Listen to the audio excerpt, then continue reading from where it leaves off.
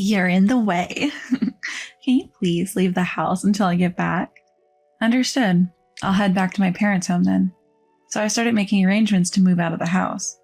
Hey, what's going on here? My sister-in-law, Karen, appeared, obviously flustered. Didn't know, huh, Karen?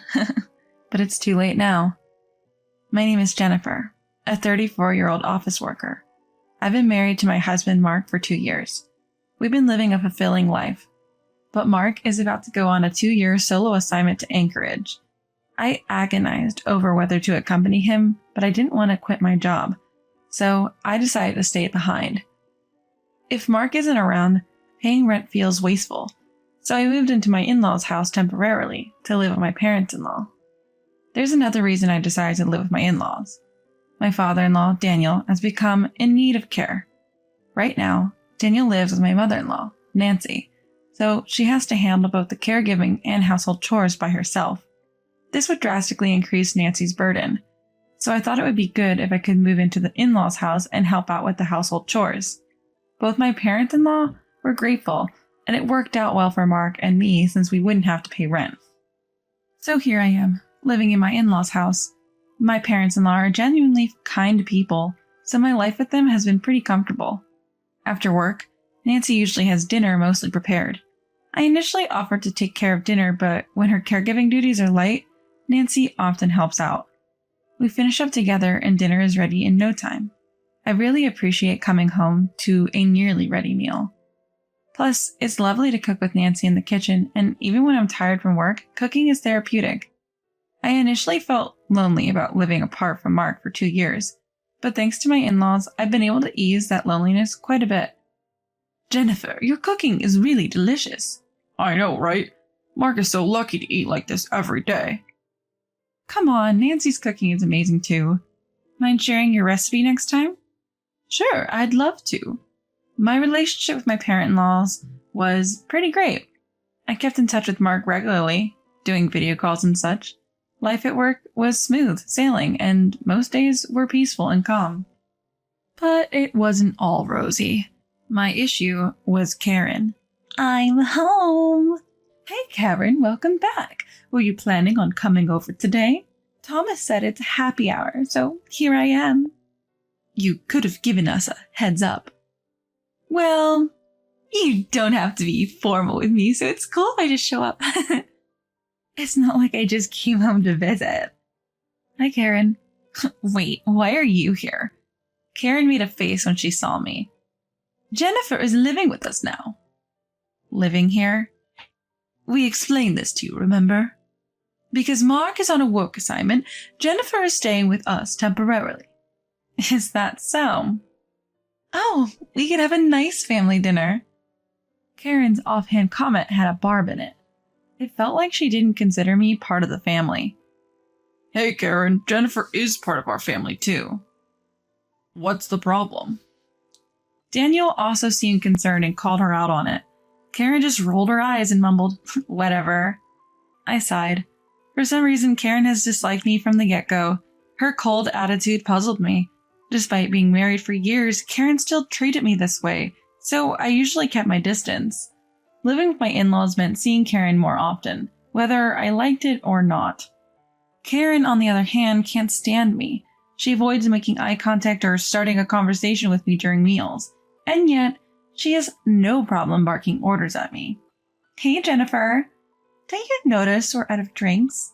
Go get some more. You're really not thoughtful, are you? Karen keeps dishing out insults, and it's annoying. Hey, Karen, don't talk like that. Yes, exactly. Jennifer works hard and isn't your maid. Stop ordering her around like that. Thankfully, my parents-in-law intervenes when Karen treats me poorly, which has been a big help. But that only seems to fuel Karen's resentment towards me. My parents are just peace-loving, not necessarily fond of you. Don't get ahead of yourself. Whenever we are alone, Karen would attack me like this. Why did she dislike me so much? Some time passed and Karen announced she was pregnant. Mom, Dad, listen, I'm pregnant. Karen joyfully shared the news with my in-laws. Really? That's wonderful, Karen. My in-laws were ecstatic that Karen was going to have a baby. Karen had been married for about 3 years and seemed anxious due to her age, so she looked incredibly happy about the pregnancy. Although I don't get along with Karen, I think it's fortunate that she's just clueless. Congrats, Karen. When I said that, Karen had a smug look on her face and said, "Thank you." She seemed like she had more to say, but I chose to ignore it for now. Then, when we were alone for a moment, Karen turned to me with a sly grin and said, "When are you ever going to have a baby, I wonder?" Normally, if you don't have an heir, you're considered useless, you know. Well, you are useless in many ways. Anyway. Karen was clearly trying to belittle me and assert her dominance. Was her smug face earlier because she wanted to say this? First of all, Karen is older than me, so she has no room to talk. Besides, it's petty of her to look down on me just because she had a kid. She probably wants to prove that she's better than me in some way. I've started to understand why Karen dislikes me from the way she's been treating me recently. Not to brag, but I work for a major corporation and make a good salary. I also graduated from a prestigious university. On the other hand, Karen went to a junior college and became a housewife after initially being a contract employee. She seems annoyed that I'm a career woman. So she often says, having a high education and a good job doesn't necessarily mean you're happy while looking at me. I usually let it slide, but it's tiring to be constantly faced with her rivalry. But she's celebrating the birth of her child now, so I decided to let it go this time. "Jennifer, you look tired. Are you okay?" "Huh? If something's bothering you, feel free to talk about it. About work or anything else, really. Including stuff about Karen. What? Every time Karen comes here, she says something nasty to you, right? I can watch her when Daniel and I are around, but I've been worried about you when you two are alone." Nancy. I was touched that Nancy had been watching out for me. So I opened up a little bit about being tired of Karen's attitude. "I'm really sorry about that." Nancy apologized on Karen's behalf, but it's not Nancy who's in the wrong. Karen's the one with the problem, constantly competing and picking fights with me.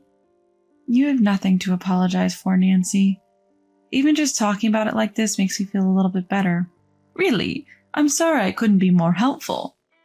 I felt a bit guilty for making Nancy feel down.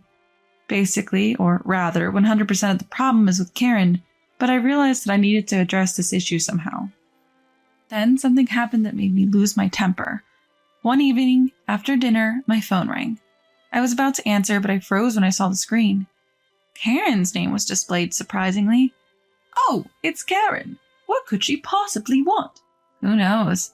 I'm sure it's something unpleasant, but since Nancy saw the screen, I can't avoid answering it. "Hello?" "Hello, Jennifer. Could you move out for a while?" "What?" I accidentally raised my voice. Nancy, who's next to me, looks at me with concern. I might as well let her hear what Karen is saying. I switched the phone to speaker mode. Karen's voice is now clearly audible to Nancy as well. "What do you mean, move out?" "I'm planning to go back to our hometown to give birth." I glance at Nancy. Nancy shakes her head, indicating she wasn't aware of this. "Have you discussed this with Nancy and the others?" "I'm going to." I'm sure they'll agree, so I'm not worried. I'm flabbergasted at Karen's selfish reasoning. In any case, you being here will be in my way. "Excuse me? You're just in the way." "Why do you dislike me so much?" "What's prompting you to constantly criticize me?" "You're so annoying, always acting like some career woman. Plus, it's irritating that you're friendly with my parents. Mom and Dad are just falling for your act. They're clueless, you know." "Wait, why are you talking like this? Nancy and the others have been so kind to me, and I'm truly grateful." "I bet you're after Dad's inheritance. All the inheritance will be mine. I have no intention of sharing it with you or Mark." I'm shocked by Karen's words. Nancy, who's been listening, is also speechless. "Karen, that's too much.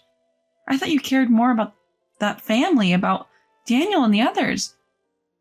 Our parents are just cash cows to me. I'll outlive them, so it's only natural." "Karen, that's just cruel." "Shut up, I don't want to hear it from you. I know how conniving you can be. Being around someone as toxic as you will ruin my unborn child's character. That's why I don't want to be around you. Please leave the house until I return." How selfish can one person be? Then Nancy opens her phone's note app and types, "Just say you'll leave. Don't worry, I have a plan," and shows it to me.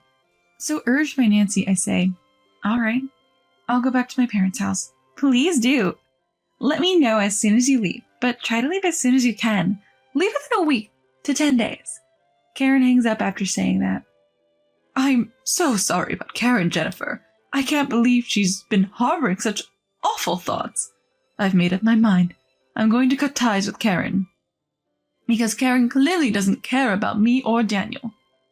Even if she's a parent, if she treats us that badly, any love will vanish. I think Daniel will feel the same way." Daniel was dumbfounded when he got home from happy hour and heard what had happened from Nancy. Nancy then shared her plan with him. The plan was to sell their in-laws' house and empty it. "You know, I've always thought this house is too big for just the two of us, and the multiple levels will make it hard as we get older. So I'm thinking of selling it, buying a more accessible condo with the money." Daniel agreed it was a good idea. I also decided to help out with Nancy's plan. "I'll start looking for properties." "Thank you, Jennifer." Then I began making arrangements and preparations for moving. I contacted Mark to explain the situation. Mark was taken aback but ultimately agreed. We quickly finished moving. Everything went surprisingly smoothly. And perfect timing, a suitable property became available. The real estate agent said it was a new listing that just met our criteria, and we signed the contract immediately. We moved all our belongings to the new place and put the old house up for sale, all without telling Karen. All of our stuff has been moved. It's finally done, huh? I'll head back to my parents' house right away. Karen sounded delighted. I struggled to contain my laughter, not knowing what would come next from Karen. The next day, it seemed Karen had arrived at her parents' house. She immediately called me. "What the heck is going on?" Karen was obviously panicking. "You really had no clue, huh?" "What?" "It's too late now. Daniel and the others have moved." "What? I didn't know about this." "Why?" "People usually tell their family when they are moving." It seems Nancy was quite shocked. Shocked to realize you only saw her as a cash cow? "What? You told her?" "No, I didn't. When you called, Nancy was sitting next to me. We were both curious about why you were calling, so we listened on speaker." "Is this some kind of joke?" "Both Nancy and Daniel said they're done with you." "What? What should I do now?" "I already told Thomas I'm going home to give birth." "Not my problem. All this is your fault for treating your parents so poorly." "Wait, I didn't really think that way." "Oh, come on. You're revealing your true colors when you think Nancy isn't listening, aren't you? Either way, they don't want to talk to you anymore, so they're not telling you where they moved. I don't want to talk to or see someone as mean as you." "What? I'm sorry. Please forgive me." "I won't, so you don't have to apologize." Then I'm hanging up, I said, and hung up before Karen could say anything else. Then I blocked her number. My parents-in-law had already blocked her, so our phones were now peacefully quiet. They looked a bit sad, but they were content with their decision to cut off Karen. By the way, my parents-in-law had reported this to Thomas, but it seems Karen had also been disrespectful and financially irresponsible towards Thomas, so even he had enough of her. So it turns out she plans to divorce after giving birth. A few months later, Karen indeed ends up getting served divorce papers. Thomas, who's financially stable, ends up taking custody of the child. Karen can't reach us, we've blocked her calls, and she doesn't even know where we live. She's probably blaming everyone else and feeling sorry for herself right about now. I couldn't care less what Karen is up to or whether she changes her ways.